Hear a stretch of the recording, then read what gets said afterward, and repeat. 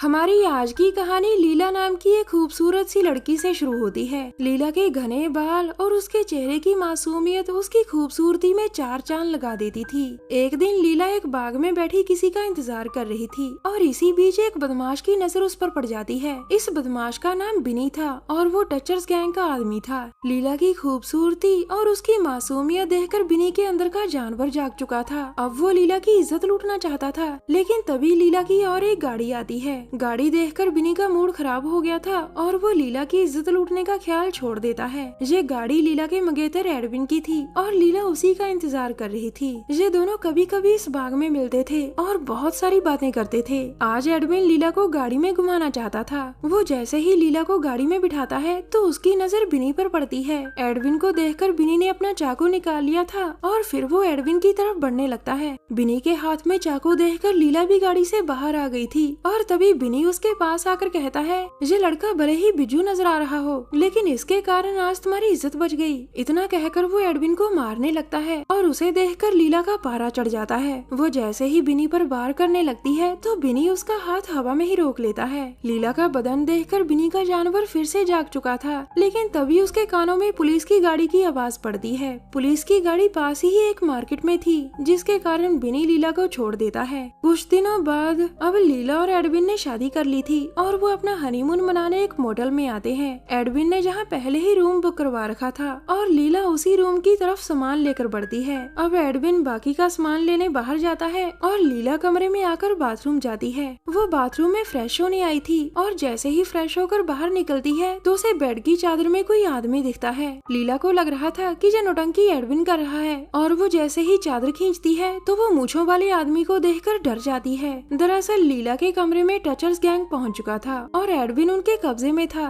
Gang का boss लीला से कहता है, बिनी ने मुझे जैसे ही तुम्हारे बारे में बताया तो मैं तुम्हें देखने जहाँ चला आया सुंदरी। उसकी बात सुनकर लीला बहुत डर गई थी और तभी वो लंबी लंबी मूंछों वाला बॉस कहता है, मेरे गैंग को खुश कर दो सुंदरी, फिर हम यहाँ से चले जाएंगे। बॉस की बात सुनकर उसका पूरा गैंग खुश हो गया था, लेकिन लीला उसकी बात नहीं मानती। लीला की ना सुनकर बॉस को बहुत गुस्सा आ गया था, जिसके बाद वो सभी लोग लीला और एडविन को मारने लग गए थे। बॉस के आदमी एडविन को पीट पीट कर उसे मार देते हैं और फिर वो दरिंदे उसे कच्चा ही खाने लग जाते हैं। इसके बाद वो पूरा गैंग बारी बारी लीला से जबरदस्ती कर उसकी इज्जत लूटता है। टचर्स गैंग का बॉस और उसके साथ ही पूरे दरिंदे थे। ये लोग अपनी हवस मिटाने के लिए कुछ भी कर सकते थे और किसी को भी मार सकते थे। अगले दिन सुबह गैंग के सभी लोग लीला के कमरे में ही सो रहे थे। ये सभी पूरी रात लीला को नोचते रहे और एडविन की तो ये पूरी खाल भी खा गए थे। थोड़ी ही देर में उन सभी को जाग आ गई थी और बॉस जाता जाता लीला को धमकी देकर कहता है, अगर तुमने किसी के सामने अपना मुंह खोला तो मैं तुम्हारा मुंह रगड़ दूंगा।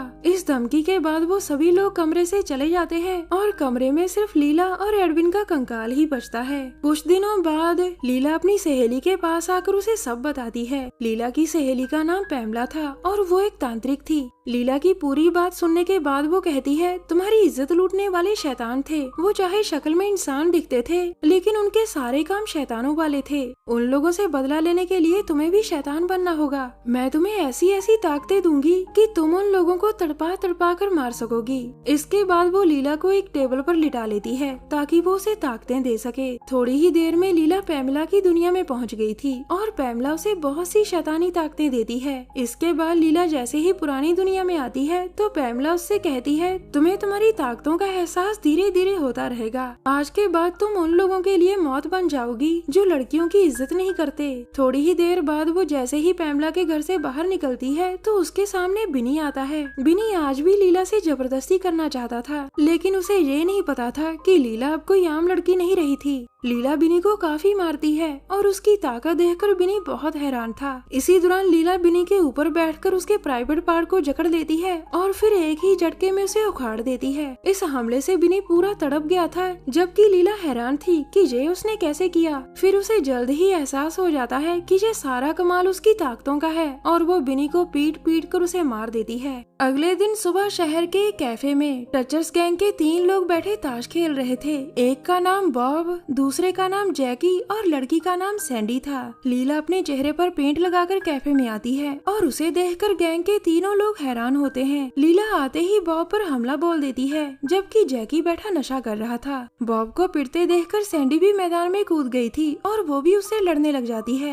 लीला के पास ताकतें थीं और इन्हीं ताकतों के कारण बॉब और सैंडी उसका ज्यादा देर मुकाबला नहीं कर पाते। लीला सैंडी पर एक जोरदार वार करती है और सैंडी बेहोश हो जाती है। अब लीला के हत्थे बॉब चढ़ गया था। वो सबसे पहले एक बोतल तोड़ती है, फिर उसी बोतल को बॉब के पीछे डाल देती है। लीला के इस हमले से बॉब लहूलुहान हो गया था। लीला भी बॉब की हालत का पूरा मजा लेती है और वो जानबूझकर बोतल को बार बार अंदर धकेलती है ताकि बॉब ज्यादा से ज्यादा तड़पे। आखिर में लीला बॉब के सिर पर वार कर देती है और वो मारा जाता है। बॉब की आखिरी चीख सुनकर जैकी का भी नशा उतर गया था और वो गुस्से में आकर लीला पर टूट पड़ता है। जैकी के भारी बदन में काफी ताकत थी और वो उसका पूरा फायदा उठा रहा था। लीला को भी लगने लगा था कि जैकी को ताकत से नहीं बल्कि दिमाग से हराया जा सकता है। यही सोचकर वो जैकी पर अपनी खूबसूरती का जाल फेंकती है। जैकी जैसे ही उसके जाल में फंसता है तो वो उसे लिटाकर उसके ऊपर बैठ जाती है। अब लीला फिर से अपनी गुप्त ताकतों का इस्तेमाल करने लगती है। पहले वो जैकी का प्राइवेट पार्ट अपने अंदर खींचती है और फिर उसे उखाड़ देती है। जैकी लीला का ये हमला बर्दाश्त नहीं कर पाता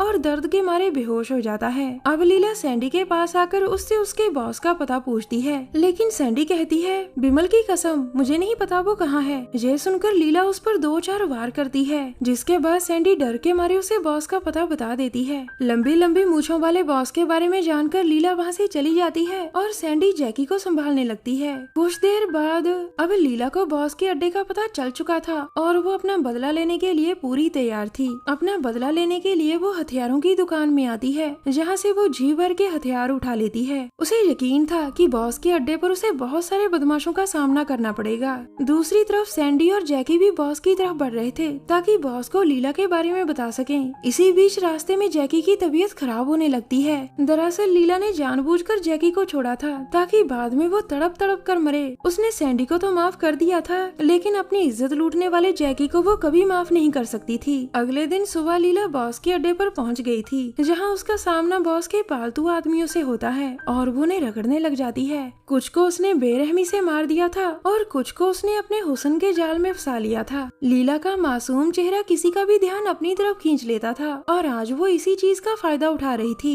वैसे भी आज उसने आर पार की लड़ाई का फैसला कर लिया था। उसने सोच लिया था कि आज या तो वो नहीं या वो लंबी लंबी मूंछों वाला दरिंदा नहीं। थोड़ी ही देर में वो सभी सस्ते बदमाशों को मारकर सीधा बॉस के कमरे में आती है।